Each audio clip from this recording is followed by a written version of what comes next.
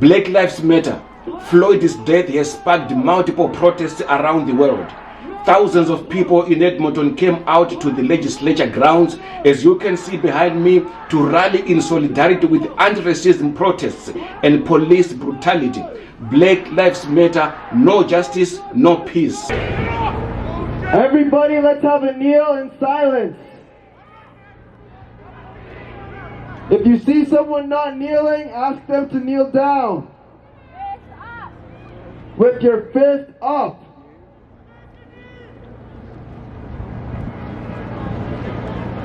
Those of you who aren't kneeling, we love you.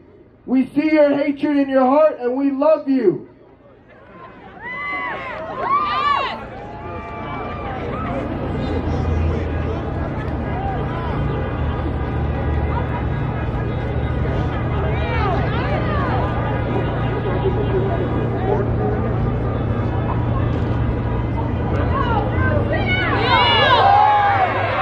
It's okay.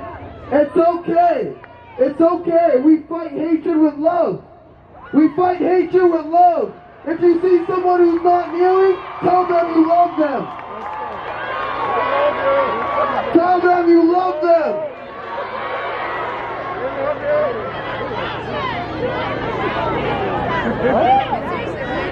They are not our enemy. They are only lost. They are confused. Hey, it's okay. It's okay. We fight hatred with love.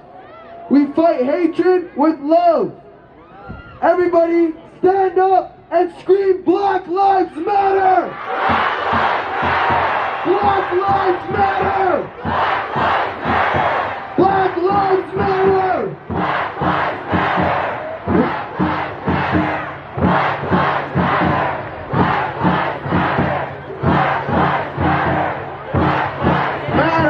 Black Lives Matter! Do you understand? Do you understand? Come on! Come on!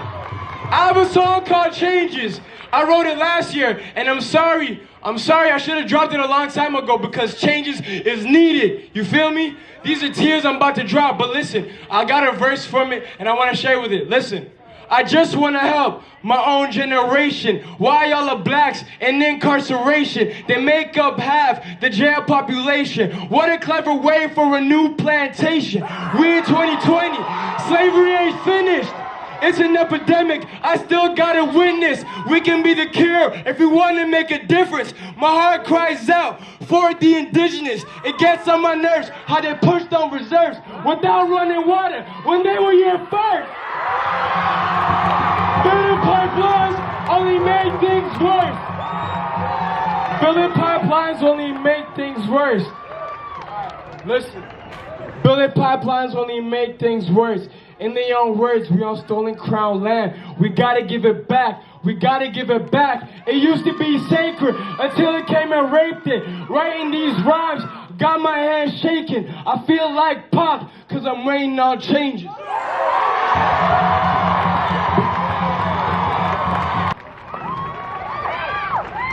Of Malcolm X, who told us to never let white supremacy indoctrinate us with self-hatred. We rebuke the spirit of white supremacy. We defeat the spirit of white supremacy now. I was 8 years old the first time I was told what racism was because a kid said he didn't want to play with me because I was black and my skin was dirty. 9. I was 9 years old when I overheard my parents crying over the murder of Oscar Grant and didn't understand why a police officer would do that. 10. I was 10 years old the first time the N-word was used towards me in a derogatory way, and I consider myself lucky for not hearing it sooner. 11. I was 11 years old when I posted about racism for the first time when Trayvon Martin was murdered because the color of his skin was deemed a threat. 12. I was 12 years old when my dad came home after a white man accused him of stealing from his own garden because people are still out here thinking black men can't own land. 13! I was 13 years old when Jonathan Farwell was murdered by a cop he was asking for help from, and my dad told me to call him first when I was in trouble before I ever called a cop. 14. I was 14 years old the first time I was posting hashtag I can't breathe for Eric Garner's murder. Yet for some reason, I'm using the exact same hashtag in 2020. I had a dream a couple days ago. It was 20 years from now. My daughter calls me up and she tells me, Daddy, it's time to wake up. And I say, wake up for what? And she says, well, we have to protest. And I say, why? And she says, another black man was killed by police. And I sigh and I say, I thought we did that already. I thought we did that already. This dream, I don't ever want to dream again. This dream cannot become a reality. This dream is the reason I'm here today. Let's stop dreaming. Dreams are always fun. Listen, my dream was to play in the NBA. It never happened, but I enjoyed the pursuit. What are we pursuing now? Justice, that's all. Not revenge. Because revenge kills the souls of both parties involved. We want peace. Can we have it? I hope so. And I'm not asking the system anymore. I'm asking us here. What is the price of peace when those in power can help our families but refuse to because of privilege is better than sharing or giving or helping? Trade your comfort levels and allow equality to exist. It won't be as bad as you convinced yourself it would be. President Obama already showed us that. Before I be leaving the stage, rest in peace to brother George Floyd. He was like me, an OG in the neighborhood. Some man decided to put a knee on top of his neck. And from that knee, he rose up like Colin Kaepernick and said, Black Lives Matter.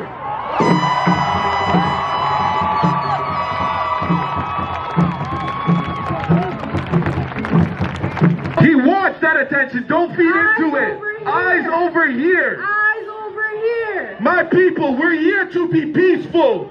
Do not, I preach, do not engage in him. Do not give him the attention that he wants.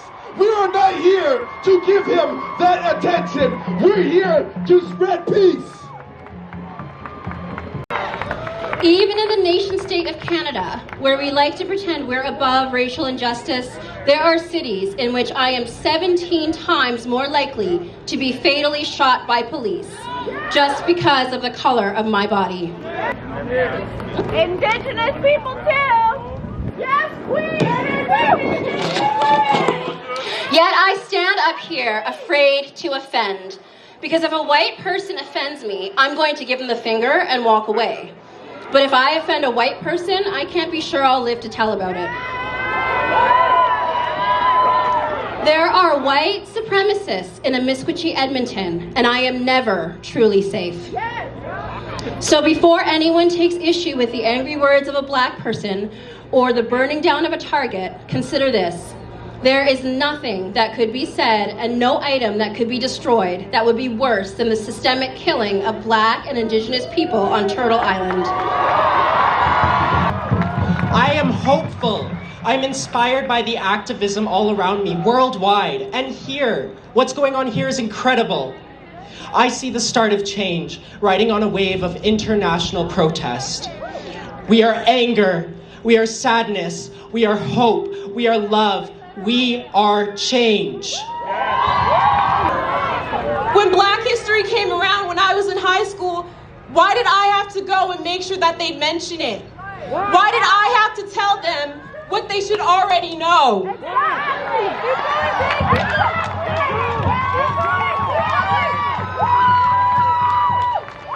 If we wanted Black History Month heard and people to pay attention, the students had to make it happen. That isn't enough anymore. Everyone should acknowledge the world we live in, a world where Black people fight for their lives every day. And the genocide continues. We must make justice.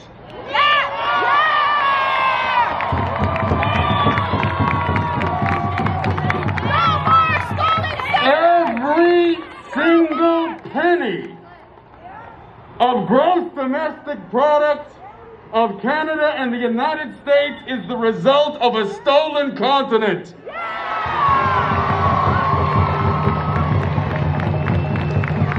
You were not born asking to take part in genocide, but we all have. So we have a responsibility to make things better. Nobody has the right to take another man's life. But Jesus died. He already died. He already died. He already shed his blood. Nobody needs to die again. Somebody shout love. It's time to get rid of the hatred. It's time to get rid of the anger. It's time to forgive so that we can go forward, so that we can move forward, so that we can bring the world on their knees. It's time somebody shout love.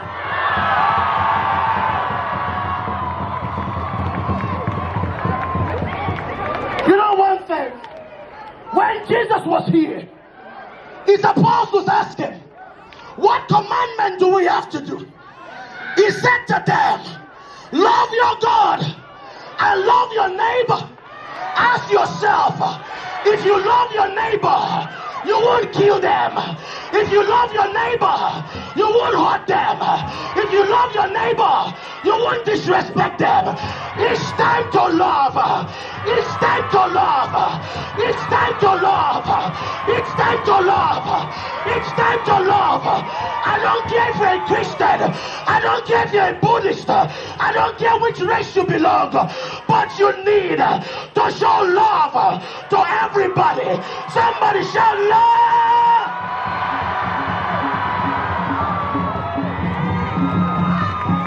I want you to close your eyes and take a minute of prayer for all those that have died through injustice, that the Lord will forgive them. That the Bible says, Father, forgive them, for they know not what they are doing. They don't know what they are doing. If they knew it, they won't kill George Floyd. But they killed him anyways, so that this could happen, so that this can come to an end, so that racism can come to an end. It's time to shut it down. It's time to shut it down. It's time to shut it down. Somebody shout yeah! Look, listen. On all seriousness, I need to speak up and use my voice. I need to tell all the people that are non-people of, not black people, including people of color and white people. Yes, you're my friends, you're my homie, but you can never ever in your life say the N-word. You cannot say nigga. You can't. Call out that bullshit when you see it. Make it awkward for them every single time. I know, even when you're listening to music, you can't. You'll never understand what it's like to be called a nigga. You don't know the meaning behind that word. So what I need you guys to do is go back home and research that. Please. I'll keep it short. Yo, I had a conversation with Rachel Nally last night on the live. So basically what I tried to say is the systematic racism is real. It's implanted in your brains, in your family's brains. So what I need you guys to do when you go back home, not just white people, Arabs, East Indians, Asians, you go back home and you tell your parents that we're all humans and you gotta love each other equally. We gotta stop pointing the fingers and we gotta get together, because united we stand and divided we fall. Growing up as a young black individual, I've always followed a certain set of rules to keep me safe. Listen the fuck up! Don't wear your hood up. Go straight to school. Check in with your people, and if a cop stops you, don't talk back. I was taught these in fear that I would be next. When I reached a certain age, I understood what my race and color were. I understood that I would be a black person first and a child second. Myself and many other youth around me are not given the opportunity. But to many of us in the community, we are unsurprised to witness the killing of our black family at the hands of black police. We are tired. Tired of having to hide, of having to minimize our rage and sadness. I'm not giving you my love. I'm tired of giving love. You do not get to tell us how to react.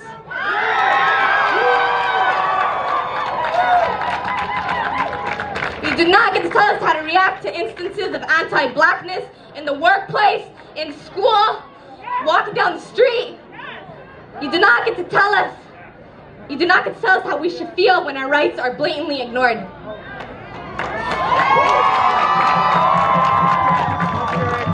I'm tired of seeing black people killed and brutalized across the globe. This is not just an American issue. Black people are being murdered and targeted here in Canada and around the world every single day.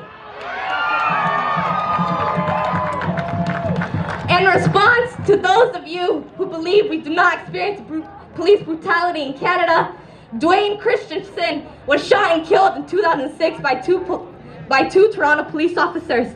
He was 15 years old. 15 years old? Andrew LaCoux was killed in Toronto in 2016 while holding a hammer 8.5 meters away from the officers. He had 5 kids. Devontae Miller was brutally beaten by 2 Toronto police officers in 2016. Do you know why you're here at the event? Protest?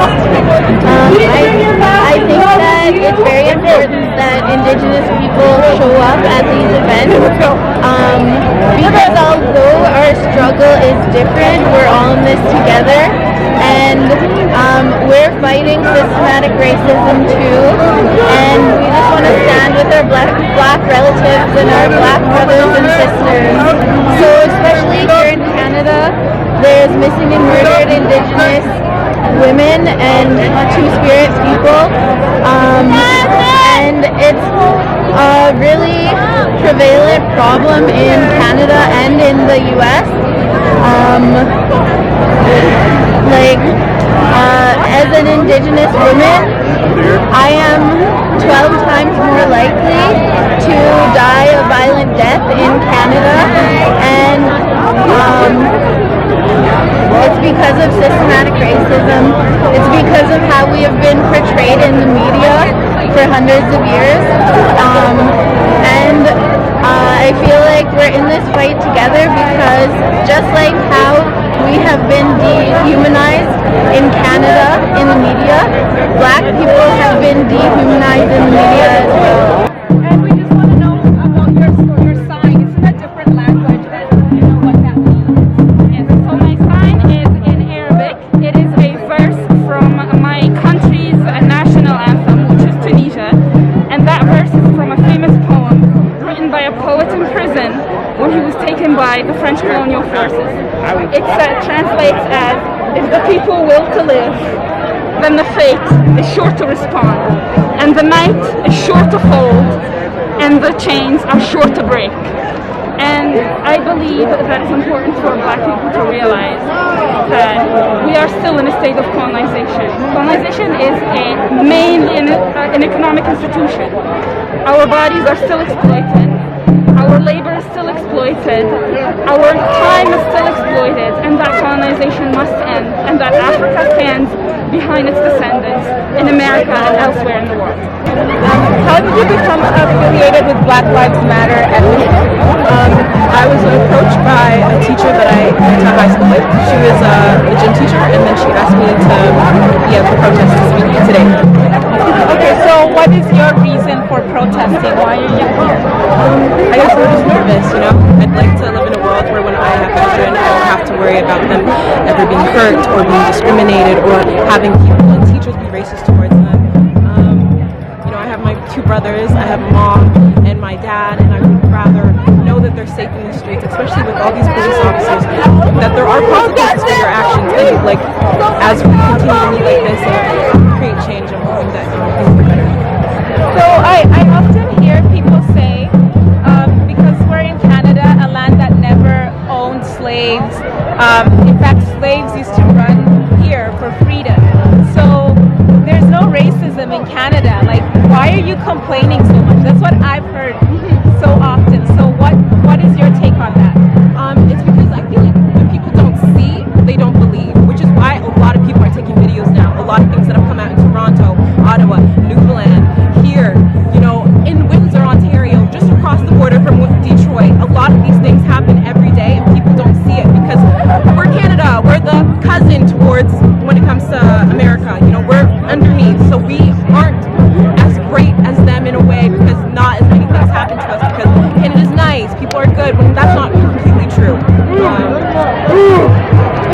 We are actually here to cry loud for our brothers who miss his lives, who get killed by the police, innocent guy just paying for nothing.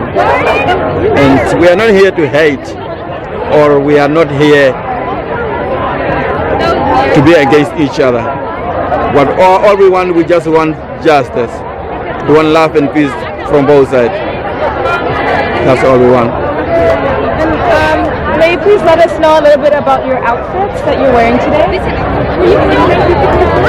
Yeah, this is a cultural dress, and this is, we call it this Ohorokova. That's our own language.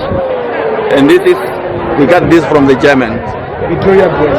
Yeah. The main dress, we got it from the Germans after the first national war of national resistance. And the head of the woman is the horn of the cow. And this that is representing the horns of the cow. Yeah, it looks like the men hold the tail of the cow. Yeah. Not every man, the one who can bless others, the one who can protect others, like a prince. The one who comes for loyal family, who can have this and have this. So, because we live in Canada, most people think that this is a friendly nation and we don't deal with racism. What is your take on that? I think all culture in Canada is accepted. Yeah. And one thing also what I want to say, according to the woman, for Victoria dress and the hat, if we get it from home, the JHL, they take it off. But we want them to help us so that our hat for our cow, for our women to wear, they have to come the way we send it from home. It's what we want, because it's part of our culture and we have to have it here. Okay. Thank you very much.